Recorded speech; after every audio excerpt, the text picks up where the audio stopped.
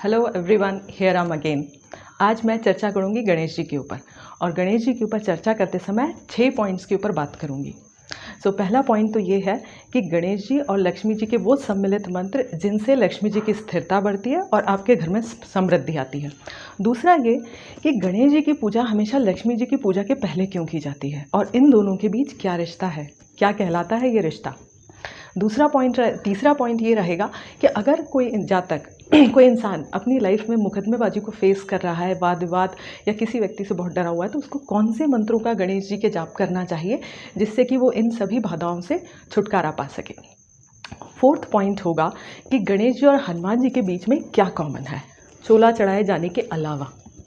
Fifth point होगा कि कौन से दिन किस पेड़ के गणेश जी की स्थापना की जानी चाहिए। और सिक्स्थ पॉइंट है डिंग क्या है और डिंग का कनेक्शन आईटी इंडस्ट्री से क्या है और इसमें गणेश जी का क्या रोल है। चलिए हम बात करते हैं इन 6 बिंदुओं पे। तो let's start with the mantras. पहला मंत्र जिसका आपको जाप करना है लक्ष्मी जी का और गणेश जी का सम्मिलित मंत्र है। इस मंत्र का जाप आपको शुक्ल पक्ष के बुधवार को शुरू करना है। इस मंत्र के जाप के लिए आप बुध की होरा को लेंगे। बुध की होरा बुधवार के दिन सूर्योदय के 1 घंटा पहले होती है। तो आप शुक्ल पक्ष के किसी भी बुधवार को सूर्योदय के 1 घंटा पहले आप पूर्व दिशा की ओर या उत्तर दिशा की ओर फेस करते हुए बैठ जाएं। नहा धोकर साफ सुथरे कपड़े पहनकर बैठें और फिर आप लाल चंदन की माला पर इस मंत्र का जाप करें। साथ ही में आपको घी का दीपक लगाना है और इस दीपक में जो कलावा का जो रेड हिस्सा होता है, लाल वाला हिस्सा, उसकी बाती बना के आपको लगाना है। आपको इस मंत्र की 11 मालाओं का जाप करना है। ये मंत्र है ओम गम लक्ष्म्यो आगच्छ आगच्छ फट, ये मंत्र है। और इसके अलावा दूसरा मंत्र है ओम गणेश महालक्ष्म्यो नमः, ये दूसरा मंत्र है। आप इन दोनों मंत्रों का जाप कर सकते हैं या दोनों में से आप किसी एक मंत्र का जाप कर सकते हैं। अब हम बात करते हैं कि गणेश जी और लक्ष्मी जी के बीच में क्या कनेक्शन है और गणेश जी की पूजा पहले क्यों की जाती है। तो हुआ यूँ था कि एक बार विष्णु जी ने लक्ष्मी जी से कहा कि देवी, आप में एक बहुत बड़ी कमी है। लक्ष्मी जी चौंक गई। उन्होंने उनसे पूछा, प्रभु मुझ में ऐसी क्या कमी है। बोले, आप स्थिर नहीं हैं। तो लक्ष्मी जी ने भी इस बात को माना कि हाँ, वो स्थिर नहीं है। लक्ष्मी जी को चंचला कहा जाता है। और विष्णु जी ने कहा कि इसकी वजह यह है कि आप पूर्ण नहीं हैं, आप अपूर्ण हैं, क्योंकि आपकी कोई संतान नहीं है। जब किसी स्त्री की कोई संतान नहीं होती तो उसमें एक अपूर्णता का भाव होता है जो उसमें स्थायित्व नहीं आने देता।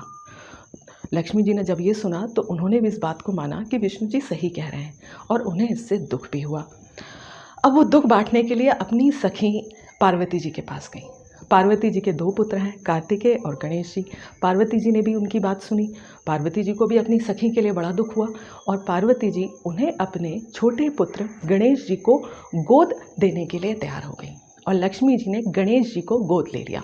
तो इस तरह गणेश जी की वो दूसरी माता बनी और गणेश जी उनके दत्तक पुत्र बने। और क्योंकि हर माँ को अपना बेटा, अपनी संतान, बेटा या बेटी जो भी हो, संतान वो सबसे प्रिय होती है, अपने से भी ज़्यादा प्रिय। इसलिए लक्ष्मी जी को गणेश जी अपने से भी ज़्यादा प्रिय हैं और वे चाहती हैं कि पहले उनकी पूजा की जाए, तब लक्ष्मी जी की यानी स्वयं उनकी पूजा की जाए, तब वो स्थिर होती हैं। इसलिए हमेशा हमारे यहाँ पहले गणेश जी की पूजा की जाती है और फिर उनकी माँ लक्ष्मी जी की पूजा की जाती है। तो अब हम बात करते हैं कि अगर आप अपनी लाइफ में मुकदमेबाजी को फेस कर रहे हैं, किसी तरह का लॉ सूट फेस कर रहे हैं, डिस्प्यूट चल रहा है, तो आपको फिर क्या करना चाहिए। फिर आपको गणेश जी के इस मंत्र का जाप करना चाहिए। ये मंत्र है, आप इस मंत्र का जाप करिएगा। और अगर आपके लाइफ में कोई बहुत बड़ा शत्रु है जिससे आपको बहुत अधिक भय है और साथ ही में उस शत्रु से विवाद चल रहा है या वो आपको हानि पहुंचाने का इरादा रखता है और आप चाहते हैं कि आपकी इस बाधा से मुक्ति हो जाए, किसी भी तरह वो विवाद सुलझ जाए या वो व्यक्ति, जो भी व्यक्ति वो आपके जीवन से चला जाए, तो आपको इस दूसरे मंत्र का जाप करना है। आप चाहें तो इन दोनों मंत्रों का जाप कर सकते हैं या अपनी समस्या को देखते हुए इनमें से किसी एक मंत्र का जाप कर सकते हैं। मंत्रों के जाप करने की जो विधि है वो वही है जो मैंने पहले आपको लक्ष्मी जी और गणेश जी के सम्मिलित मंत्रों की जो विधि बताई, उसी विधि से आपको जाप करना है इन मंत्रों का। इसके अलावा आपको कितना जाप करना है, देखिए सबसे तो अच्छा है कि आप बुधवार के बुधवार इन मंत्रों का जाप करें और वो सूर्योदय के 1 घंटे पहले आप इनका जाप शुरू कर दें। 11 माला करनी है, भले ही उसमें फिर आपको जितना भी टाइम लगे, 1 घंटा 1.5 घंटा आप करते रहिए। जब तक आप जाप कर रहे हैं दीपक जलते रहना चाहिए।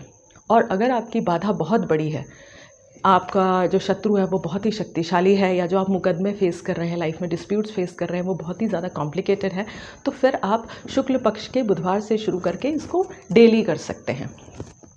जब तक आपकी बाधा पूरी तरह दूर नहीं हो जाती, आप इन मंत्रों का जाप करते रहिएगा। इसके अलावा अब हम बात करते हैं कि गणेश जी और हनुमान जी में क्या कॉमन है। चोला तो दोनों को चढ़ाया जाता है, परंतु कलयुग में ये सिर्फ ऐसे यही देवता हैं जिनके कि जो कभी भी अप्रसन्न नहीं होते। आप चाहे कोई भी गलती कर दें, वो हमेशा क्षम्य रहेगी, वो आपको हर चीज़ के लिए माफ़ कर देंगे। इनमें बहुत धैर्य है और बहुत क्षमा है।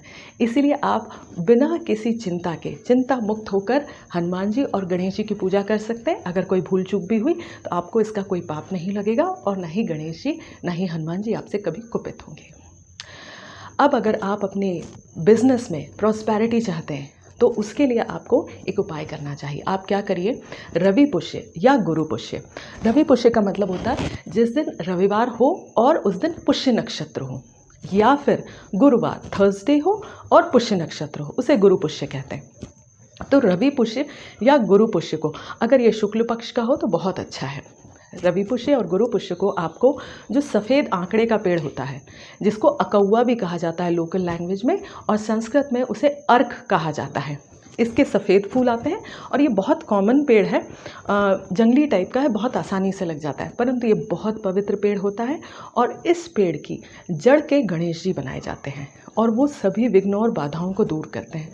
तो अगर आप चाहते हैं कि आपके काम में प्रॉस्पेरिटी आए, आपके बिजनेस में बहुत अच्छी ग्रोथ हो, तो फिर आप रवि पुष्य या गुरु पुष्य को शुक्ल पक्ष के आप इसके पेड़ की जड़ के गणेश जी बनाइए, उन्हें सिंदूर का चोला चढ़ाइए और अपने घर में आप स्थापित कीजिए। तो हमेशा आपके व्यापार में जो है वो समृद्धि बनी रहेगी और आपकी लगातार जो है वो ग्रोथ होती रहेगी। और अब हम बात करते हैं सबसे इंटरेस्टिंग फैक्ट की, कि डिंग क्या है और इसका आईटी इंडस्ट्री से क्या कनेक्शन है, और इसमें गणेश जी का क्या रोल है। आपको तो पता ही है कि गणेश जी के जो वाहन हैं वो मूषक है, चूहा, और इनका नाम है डिंग। जी हाँ, और जो गणेश जी के जो वाहन है डिंग, उनकी खासियत यह है कि वो इन्फॉर्मेशन के मामले में बहुत अच्छे हैं। कहा जाता है कि वो इन्फॉर्मेशन कलेक्ट करने के जो सिंबलिज्म है गणेश जी से जुड़ा हुआ, जो चूहे या माउस का, वो इन्फॉर्मेशन कलेक्शन की उनमें बहुत खूबी होती है डिंग जी में। तो ये जो है इसको इसीलिए आईटी इंडस्ट्री में भी आपने देखा होगा, जब शुरुआत हुई तो शुरुआती उसमें माउस का यूज़ किया जाता था। आज माउस का यूज़ बहुत कम हो चुका है, बट इनिशियली अगर माउस नहीं होता तो आईटी इंडस्ट्री में वो रिवोल्यूशन कभी नहीं आ पाता। और सबसे खास बात कि वही डिंग जी इन्फॉर्मेशन से जुड़े हुए हैं, वो इन्फॉर्मेशन को सिंबलाइज करते हैं, और वही आईटी इंडस्ट्री में भी हम वही देखते हैं कि माउस जो है वो कितना इंपॉर्टेंट रोल प्ले करता है। तो ये कनेक्शन है डिंग, गणेश जी और आईटी इंडस्ट्री का। गणेश जी के जो वाहन हैं वो इतने ज़्यादा पूजनीय हैं कि मैसूर के कुछ परिवारों में और मंदिरों में गणेश जी के साथ साथ जो उनके वाहन हैं उनकी भी पूजा की जाती है, और उनके कान में अपनी बात कही जाती है, जिससे कि वो गणेश जी तक आपकी जो मनोकामना है, जो मुराद है, वो पहुंचा सकें और गणेश जी उसे पूरा कर सकें। उम्मीद करती हूँ आपको ये वीडियो पसंद आया होगा।